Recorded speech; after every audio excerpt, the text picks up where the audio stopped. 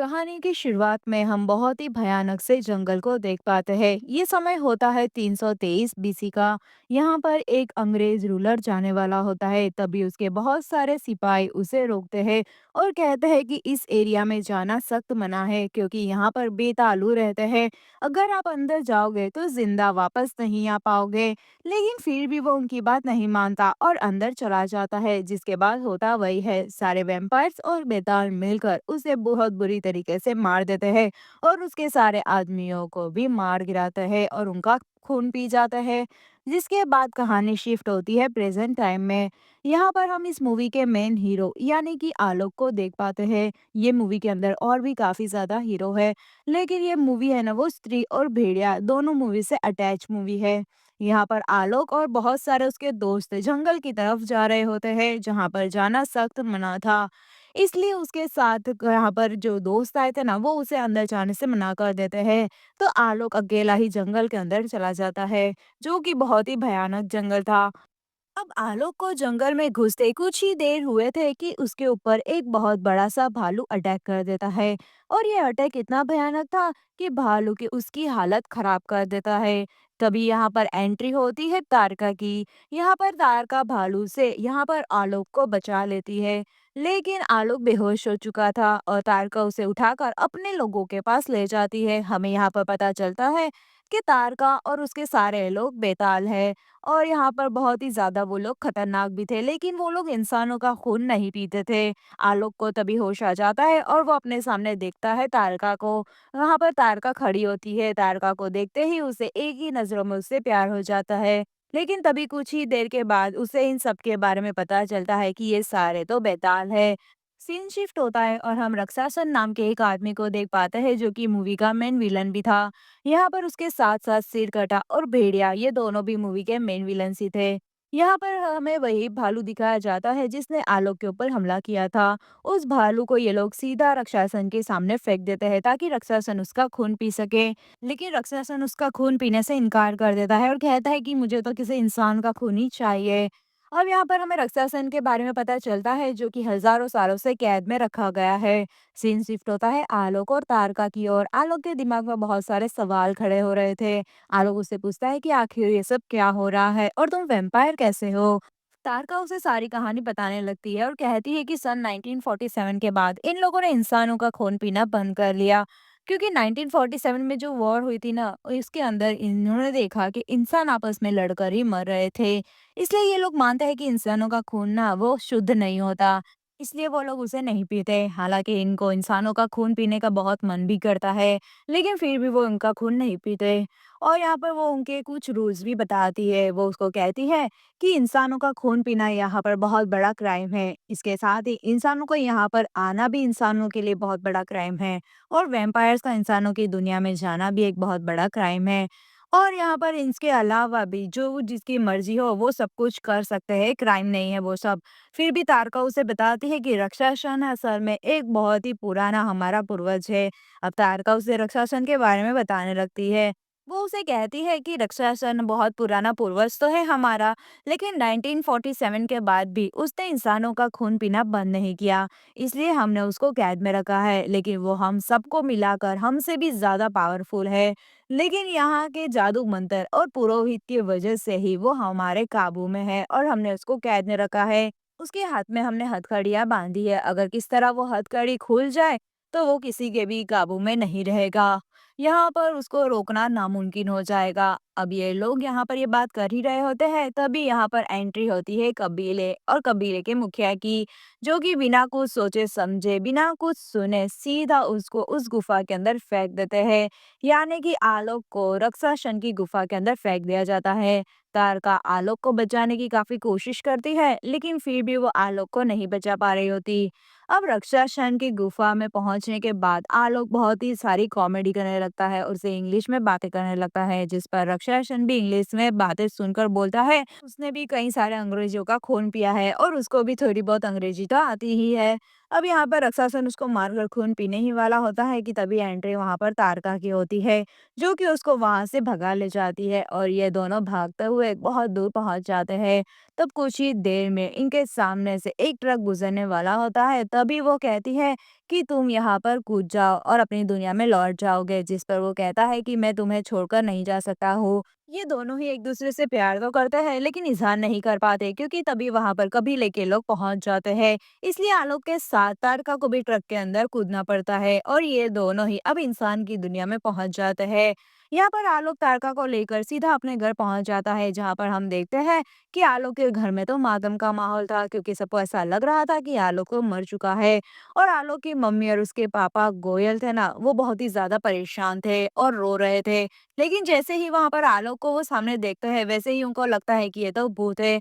इसलिए वो कुछ टाइम तक यहाँ पर उसकी बातों पर विश्वास ही नहीं करते, लेकिन कुछ टाइम के बाद सब कुछ बहुत ही ज्यादा ठीक हो जाता है और ये लोग मान लेते हैं कि आलोक अभी भी जिंदा है, क्योंकि वो असल में जिंदा ही था। ये लोग आलोक और तारका दोनों को ही अपने घर में रखने की इजाजत दे देते हैं, क्योंकि वो दोनों एक दूसरे से प्यार करते थे। अब हम देखते हैं कि आलोक के पापा थे ना, उसको के ऊपर कुछ शक होने लगता है, क्योंकि तारका घर से अंदर बाहर जाने के लिए किसी भी दरवाजे वगैरह का यूज नहीं करती थी, बल्कि वो खिड़की वगैरह से अंदर बाहर जाती थी। अब यहाँ पर हम देखते हैं कि तारका वेज और नॉन वेज वगैरह कुछ भी नहीं खा सकती थी, वो सिर्फ खून पीती है। और वैसे भी आलोक वेजिटेरियन है और उसके घर पे कोई भी चिकन वगैरह नहीं बनता था। इसलिए वो तारका के साथ किसी रेस्टोरेंट में जाता है, जहाँ पर वो सब कुछ पी सके।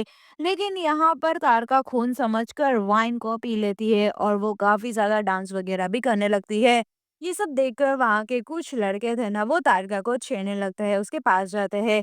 लेकिन तभी यहाँ एक्शन लेता हुआ आलोक वहाँ पर आता है, उनसे बात करने लगता है। वो उनको समझाने की कोशिश करता है कि मेरी ये होने वाली वाइफ है और हम दोनों की जल्दी ही शादी होने वाली है। लेकिन वो लड़के उसकी बात नहीं मानते और वो तारका को छेड़ने लगते हैं।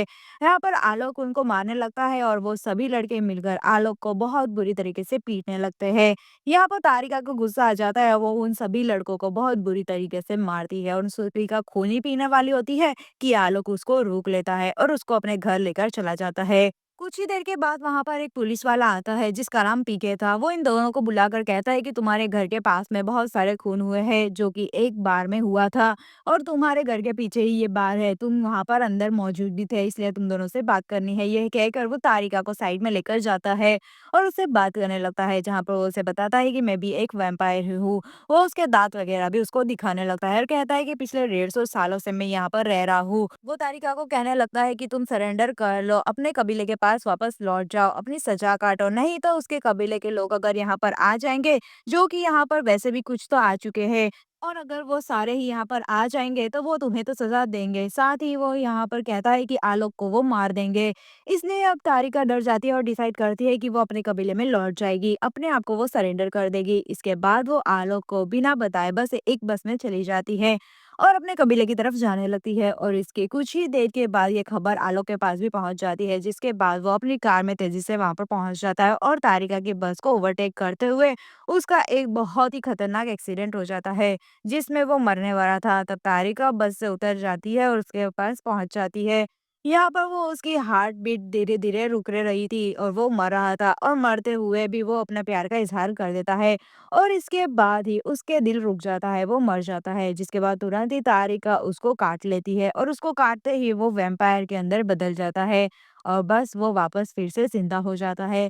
लेकिन उसका दिल नहीं धड़क रहा था, क्योंकि वो वैम्पायर बन चुका था। अब इसके साथ ही उसके घाव भी धीरे-धीरे हील होने लगे थे और अभी तो वो बहुत ही ज़्यादा बीमार और बहुत ही ज़्यादा थका हुआ लग रहा था। इसी के साथ सीन शिफ्ट होता है हॉस्पिटल में। यहाँ पर उसका इलाज चल रहा था, लेकिन उसके पल्स वगैरह मिल ही नहीं रहे थे। इसकी वजह से डॉक्टर ने उसको डेड डिक्लेयर कर दिया और मानता है कि ये तो मर चुका है। लेकिन कुछ ही देर के बाद वो अपने बेड पर मौजूद नहीं था। वो वहाँ से भागकर सीधा पहुँच चुका था ब्लड बैंक में, जहाँ पर घुसते ही वहाँ पर बहुत सारे ब्लड पड़े हुए थे। वो सबको बहुत ही तेज़ी से पीने लगता है, जिसकी वजह से वो तेज़ी से हील भी होने लगा था और उसके सारे ही घाव वगैरह भर जाते हैं। जिसके बाद तारिका के पास वो जाता है और इन सब के बारे में पूछने लगता है। तारिका उसे ये सारी बातें बता देती है कि वो मरने वाला था, इसलिए मुझे तुम्हारे साथ ये सब कुछ करना पड़ा। लेकिन उसके पापा जो थे ना, उसके वैम्पायर वाले दाँत और लाल आँखें देख लेते हैं, क्योंकि अब वो ज़्यादा झूठ नहीं बोल पा रहा था। इसके लिए अपने पापा को इन सब के बारे में सब कुछ बता देता है। इसके पापा बोलते हैं कि मैं अपने एक दोस्त को जानता हूँ जिसके पास इसका इलाज है।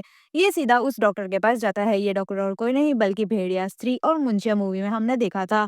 ये एक तांत्रिक होता है, जो कि अब तक हमने देखा था उसके साथ जो भी होता है वो उसे बताता है कि इसका कोई भी इलाज नहीं है। अगले सीन में हम देखते हैं कि तारिका आलोक को उसकी सुपी पावर्स के बारे में बताती है और कहती है कि तुम अब एक तरीके से सुपर ह्यूमन बन चुके हो, जिसके बाद बहुत ही ज्यादा पावर से ज्यादा स्पीड है वो तुम इतनी तेजी से भाग सकते हो जितनी कि कोई भी तेजी से भाग नहीं सकता। उसे वो सभी तरीके की सुपर पावर्स के बारे में बता रही थी। अब आलोक जब अकेला होता है तभी एंट्री होती है भेड़िए की, यानी कि वरुण धवन की, जो कि उससे उसका खून मांगने लगता है। लेकिन यहाँ पर आलोक ऐसे वैसे थोड़ी किसी अजनबी को अपना खून देने लगेगा, इसलिए अब ये दोनों के बीच में जबरदस्त फाइट होने लगती है। लेकिन तभी तारिका पहुंच जाती है वहां पर और वो यहाँ पर आलोक को बचा लेती है।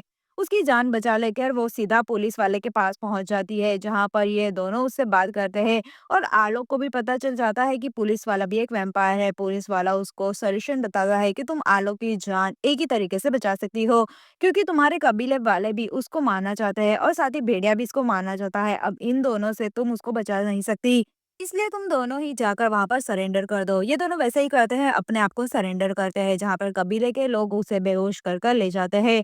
अब आलोक की आंख खुलती है तो उसको पता चलता है कि तारका अपने आप को सेक्रीफाइस कर दिया है। अगले 100 सालों तक वो अब कैद में रहेगी, जिसके बदले आलोक आजाद है। इसके बाद आलोक अब यहाँ पर कुछ भी नहीं कर सकता था, इसलिए वो सीधा अपने घर पर पहुंचता है, जहाँ पर उसके डैड उसको कहता है तुम्हारी बहुत बुरी सिचुएशन है, पहले उसने तुम्हारी हेल्प करी, तुम्हारी जान बचाई, इसलिए अब तुम्हें भी उसे बचाना होगा। जिसके बाद सीधा वो वहां पर पहुंच जाता है उस जगह पर जहां पर रक्षासन के हाथ के हथकड़े निकाल दिए जाते हैं और उसको तड़का पहना दिया जाता है, यानी कि रक्षासन अब रियल थामा है। वो यहाँ पर अब लीडर बन चुका है। बहुत सारे लोग ये चीज से उदास थे और उससे अगेंस्ट भी थे। तभी वहां पर आलोक आ जाता है और यक्षसन को चुनौती दे देता है और यक्षसन भी चुनौती एक्सेप्ट कर देता है। इन दोनों के बीच में बहुत तगड़ी फाइट होती है, क्योंकि यक्षसन बहुत ही ज्यादा पावरफुल था और उसे बहुत सालों का एक्सपीरियंस था, इसलिए वो यहाँ पर आलोक को आसानी से मार गिराता है और उसका खून पीने लगता है, जिसकी वजह से वो और भी ज्यादा पावरफुल बन गया था। लेकिन यहाँ पर पूर्वज की वजह से तारका हथकड़ियां खोल देती है और तारका उसे बचाने के लिए पहुंचती है, लेकिन अब तक तो आलोक मर चुका था।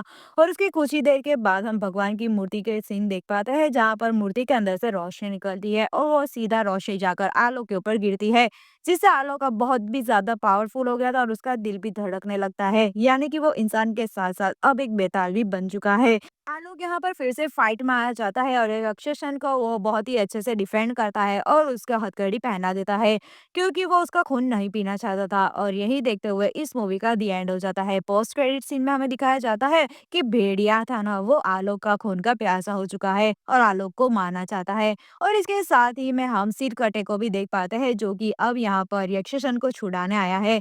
सिरकटा वही जो स्त्री मूवी में था ना, मेन विलन वही, वो यक्षसन को छुड़ा कर ले भी जाता है। यक्षसन अब और भी ज्यादा पावरफुल हो गया था, क्योंकि अब वो किसी की कैद में नहीं था, वो सारे इंसानों का खून भी पी रहा था और अपनी पावर बढ़ा रहा था। और यहाँ पर ये मूवी यहीं खत्म होती है।